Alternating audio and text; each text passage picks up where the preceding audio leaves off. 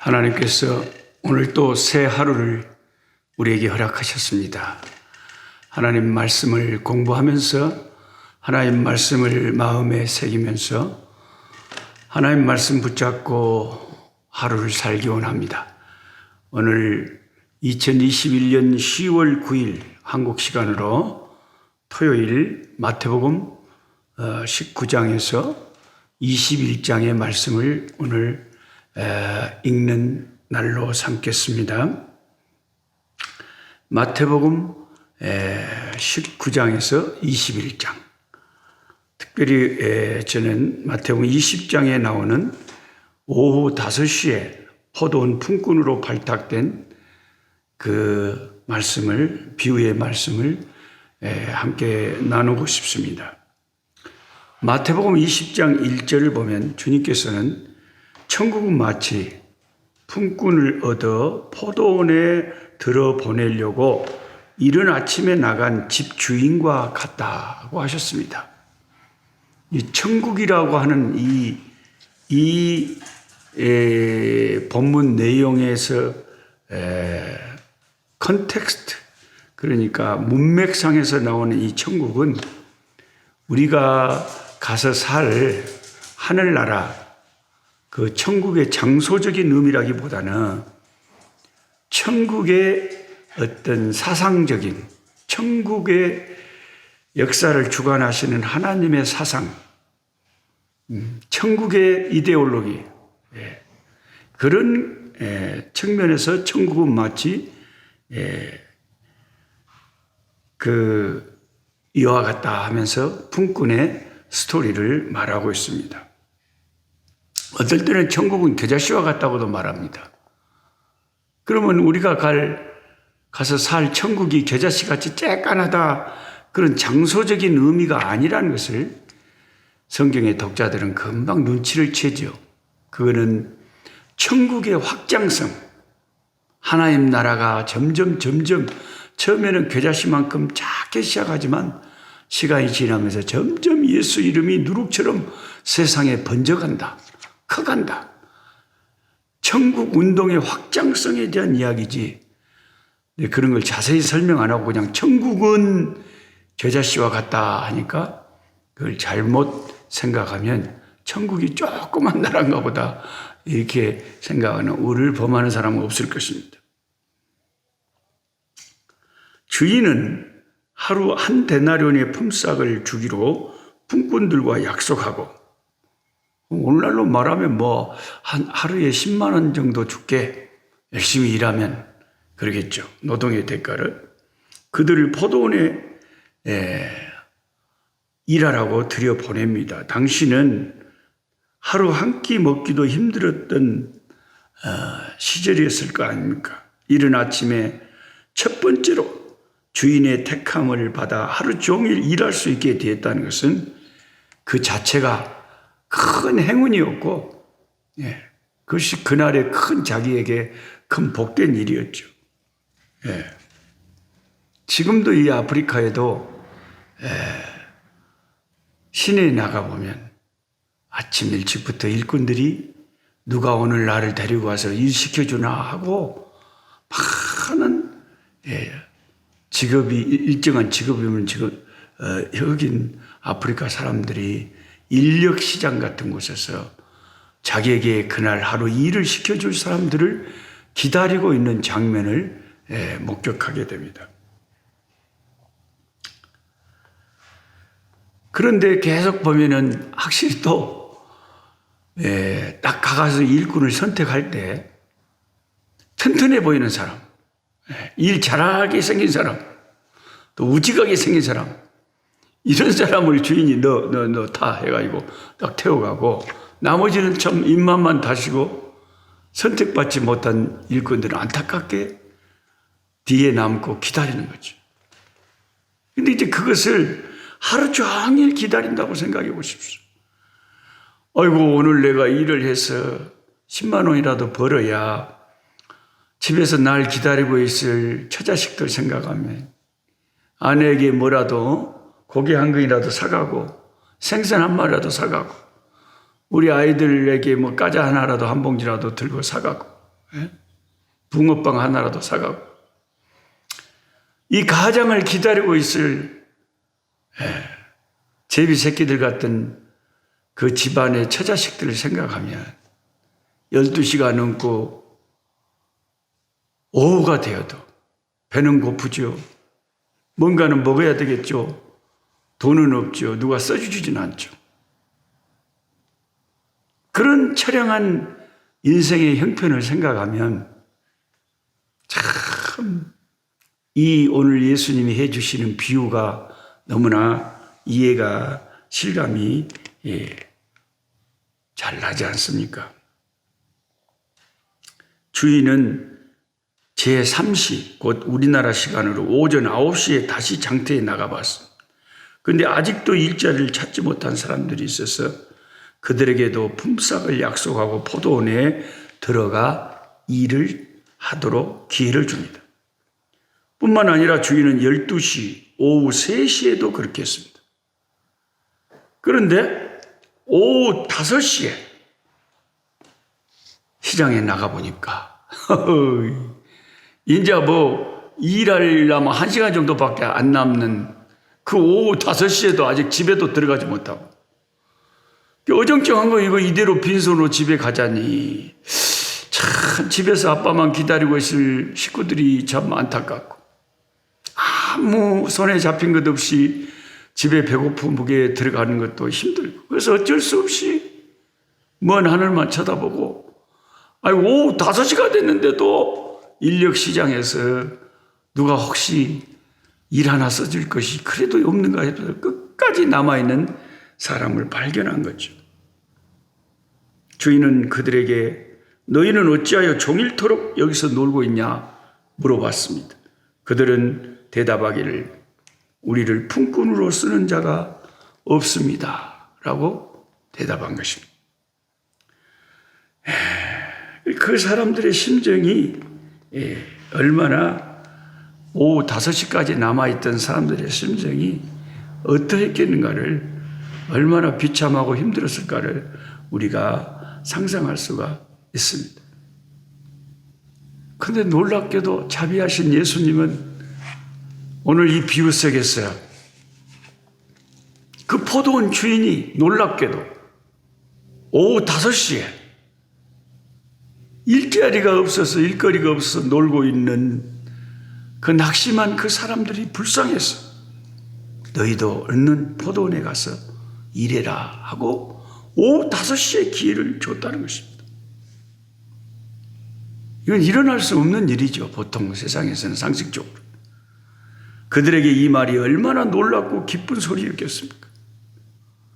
비록 1시간밖에 일할 수 없지만 그로 인해 많은 품삯을 기대할 수도 없었겠지만 그들은 그날 공치지 않고 일할 수 있게 되었다는 그 사실 하나만으로도 날아갈 듯이 기뻤을 것입니다. 그래서 비록 짧은 1시간이지만 주인에 대한 감사한 마음으로 열심히 가서 1시간 일을 했을 것입니다.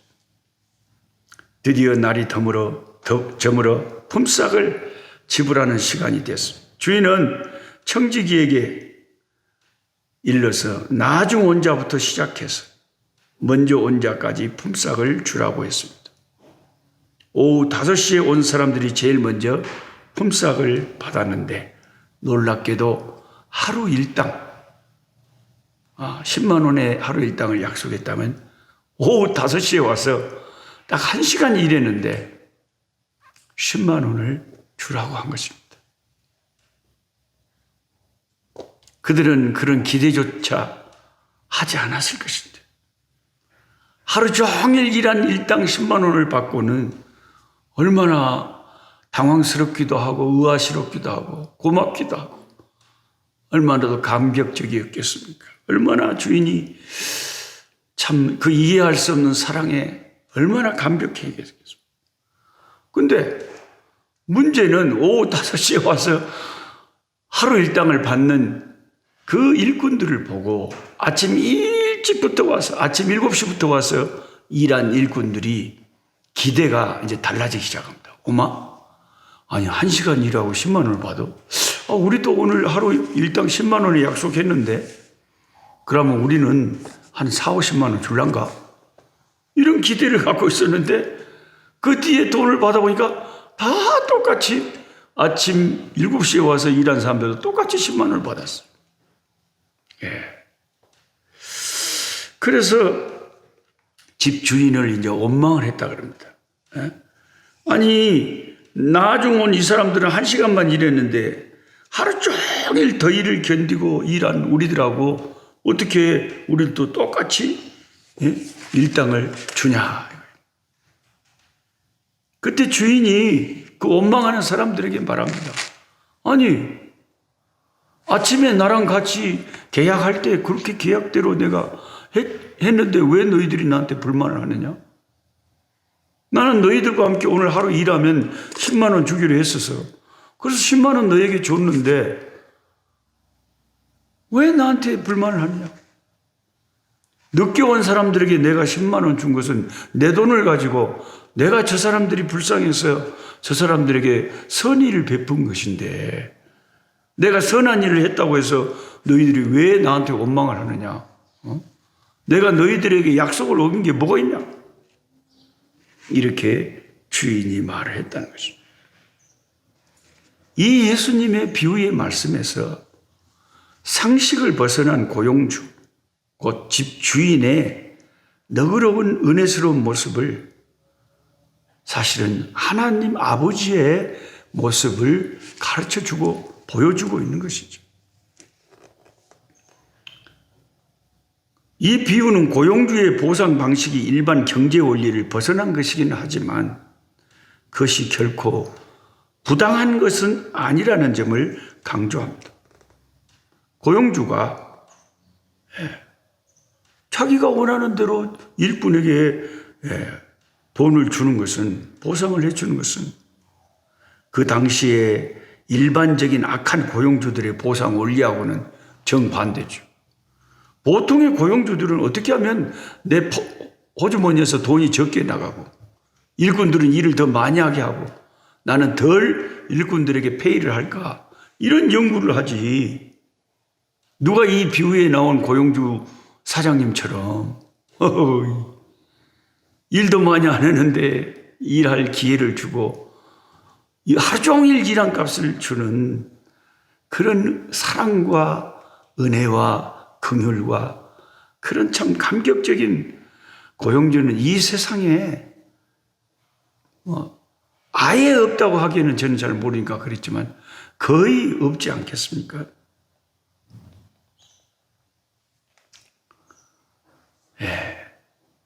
우리 하나님이 이런 분이십니다. 그래서 제가 아는 어떤 여자 전도사님은 늘 이런 말씀을 했어요. 기도할 때도 그런 기도를 하고, 하나님, 저는 오후 5시에 포도원에 들어온 일꾼입니다. 그래서 저는 더욱 충성할 수밖에 없습니다. 하나님, 나를 오후 5시에 주님의 포도원으로 불러주셔서 사용해 주시니, 일할 기회를 주시니 감사합니다. 참 그 여자 전도사님은 얼마나 그렇게 은혜스럽고 하나님 말씀에서 그 참 교훈을 자기 인생에 딱 적용시켜서 그렇게 겸손하게, 그렇게 충성스럽게 하나님의 교회에 열심히 하는 걸 보게 돼요. 왜냐하면 이 전도사님은 인생에 늦어간 순간에 늦게 은혜를 받았어. 늦게 신학을 해가지고 늦게 전도사님이 되시고, 그래도 또 교회에서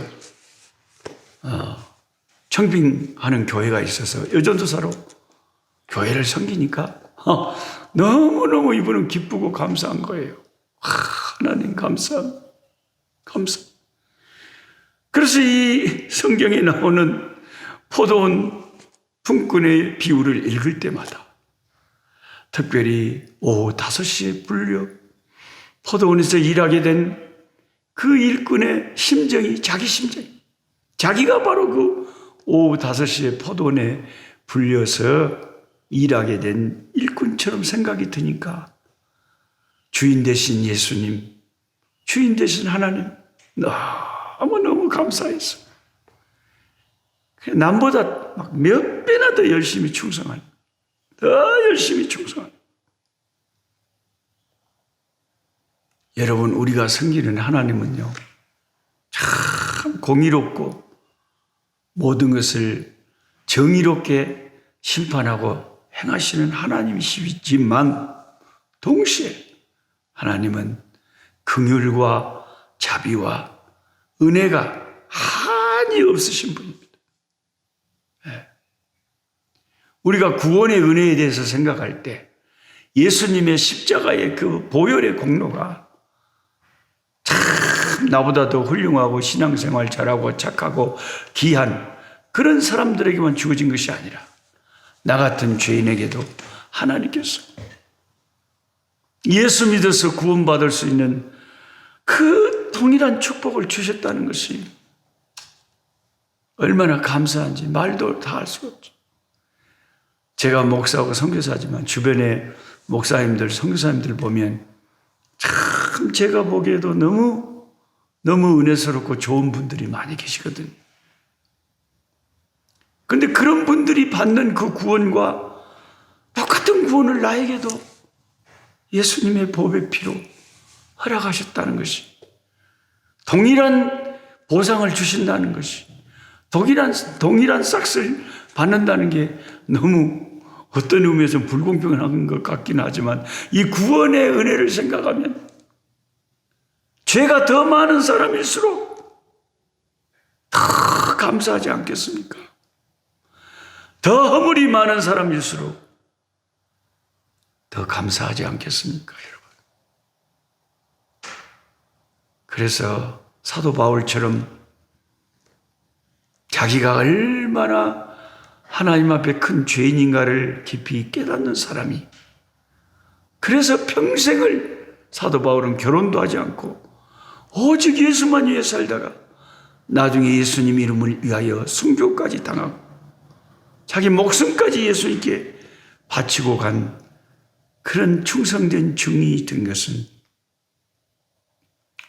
자기 같은 죄인에게 일꾼으로 불러주시고 구원을 베푸신 하나님의 은혜가 너무 감사했기 때문인 것입니다. 저도 참 이 부족한 것이 목사로서도 섬기고 선교사로서도 섬기지만 저는 주님의 은혜가 감사해서 이렇게 섬기는 것이지만 늘 더 하나님 앞에 충성하고 더 잘해드리지 못한 것이 안타깝고 죄송할 뿐이죠. 선교신학대학원에 다니는 한 신대원 그 학생이 저한테 줌으로 인터뷰를 했어요. 그게 이제 자기에게 주어진 신대원에서 주어진 숙제였대요. 그걸 해야 된대요. 선교사님 한 분을 골라가지고 선교지에 대한 이야기를 듣고 그것을 이제 교실에서 교수님 앞에서 학생들 앞에서 발표를 해야 된답니다. 근데 이 신대원 이 학생은 저한테 연락을 해가지고 인터뷰 요청을 해서 그래서 줌으로 한국에서 저는 선교지에서 이렇게 인터뷰를 했죠. 근데 그 학생이 저에게 물어본 질문 중에 이런 게 있었어요. 선교사님, 그 아프리카에서 선교하신 지 지금 25년이 넘어가시는데 청춘을 그곳에서 그렇게 사셨는데 한 번이라도 나가 뭐 하려고 여기 와서 이런 일을 하고 이렇게 고생을 한다냐 하는 그런 후회나 그런 것은 그런 적도 사람이기 때문에 있었을 것 같은데 그런 적이 있으셨습니까? 이런 질문을 하더라고요. 뜻밖에도. 그래서 제가 솔직하게 이야기했죠. 저는 솔직한 것이 장점이죠. 장점이라면 장점이고 단점이라면 단점이고.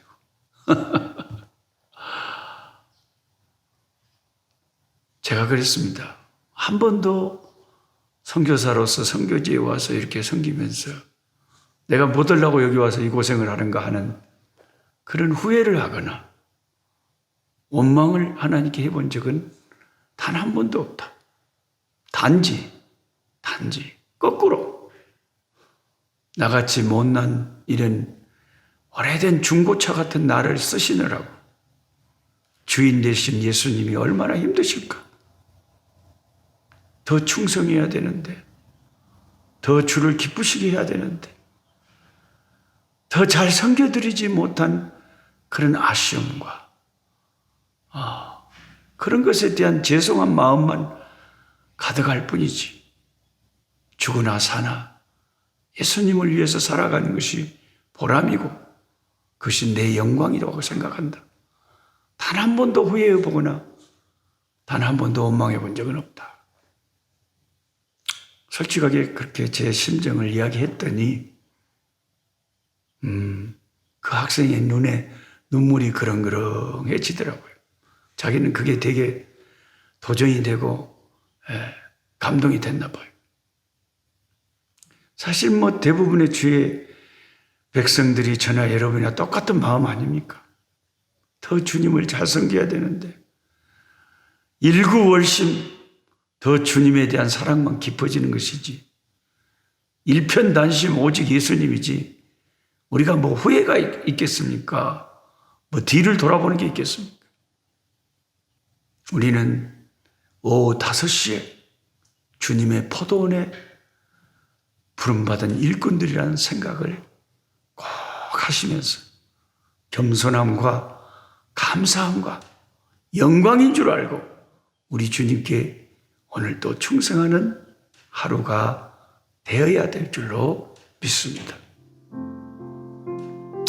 하나님 아버지, 참 감사합니다. 하나님의 사랑은 얼마나 큰지요. 가난한 자들의 마음을 헤아리시고 일을 해서 먹고 살아야 되는데 일할 데가 없는 백수, 실업자의 아픈 마음을 살피시고 일할 기회를 주시는 자비로우신 하나님, 한없는 은혜를 베푸시는 주의 은총을 감사합니다. 나 자신을 살펴보면 도저히 주님의 포도원에서 일할 만한 자격도 없고 그럴 만한 아버지, 참 모든 것이 준비되지 못한 자인데 오후 5시에라도 잠시라도 하나님의 포도원에서 주님을 섬길 수 있는 기회를 주셨으니 그저 감격하고 감사해서 기회가 있을 때 더욱더 주님께 충성할 수 있는 저희가 되기를 원합니다. 저를 오후 5시에 포도원에 불러서 일시켜 주시고 동일한 구원을 주시고 한없는 은총을 베풀어 주셔서 감사합니다. 나의 나된 것은 다 주님의 은혜일 뿐임을 고백하며 오직 주님께 감사와 영광과 찬송과 존귀를 돌려드립니다. 예수님의 이름으로 기도하옵나이다. 아멘. 약한 자 힘주시고 강한 자 바르게 주 환자 정택함이 주님의 뜻이라. 해 아래 압박 있는 곳 주 거기 계셔서 그 팔로 막아주